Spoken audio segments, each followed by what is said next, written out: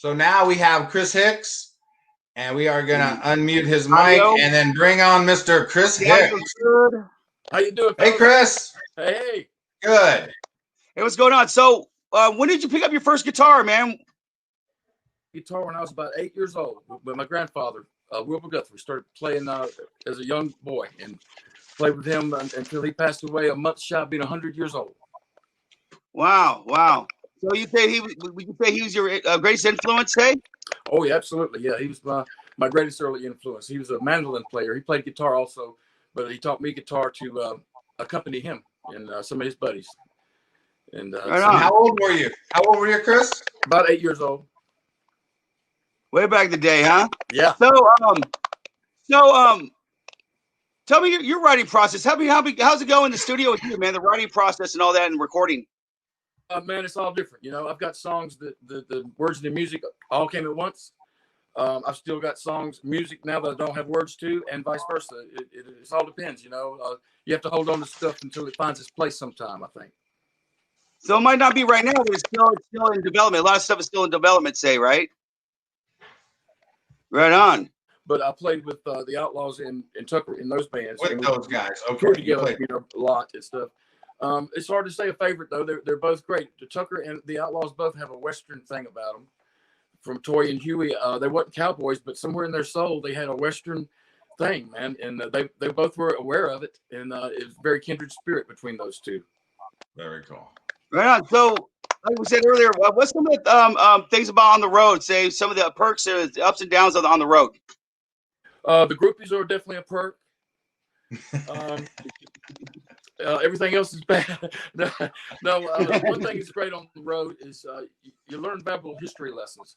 I didn't pay much attention to history in high school and all. When I got a little older and went on the road, you see it firsthand, so it makes it matter to you more. And you start kind of, or I did anyway, start kind of paying attention to how things came along in different locations. And it's a great learning process to meet people on the road.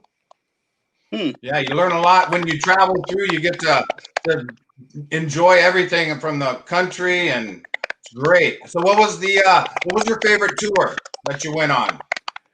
One of my favorite tours was the Southern Spirit Tour. I was still in the Outlaws at that point. I think it was '96, and it was 38 Special Outlaws, Marshall Tucker, Fabulous Thunderbirds, and John Butcher.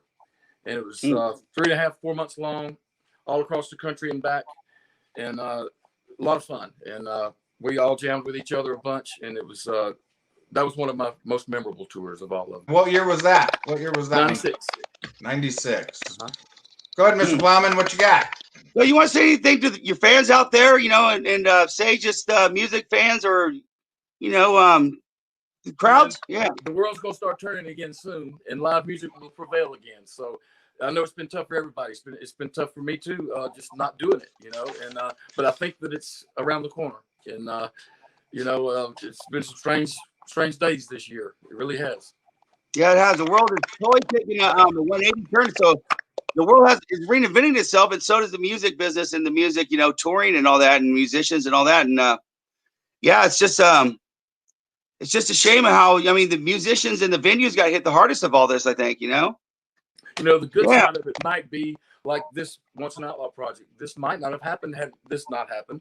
So I'm thinking maybe for some young bands or some unknown bands, it might be a good time to shoot the gap and get noticed or something. I'm hoping, you know. Well, it's created a whole new genre, which we're doing right now, and then with bands being able to play live away from each other, it's changed. The world changed in 8 months now. Sure did. Yeah, definitely. And it's been super fun. Chris Anderson and I are old friends, and we've always wanted to kind of have a project together. We've done a lot of jamming, but we've never been in a band together. But that's changed now. We got this project, and we went and rehearsed at these people's house. It was like being a teenager again, man. It felt really fun. You know, it was great. Yeah. Well, with Jeff Howell, I mean, how could you go wrong when you got Jeff Howell in a band? You know, Jeff Howell, easily the top 3 bass players in the world in my book.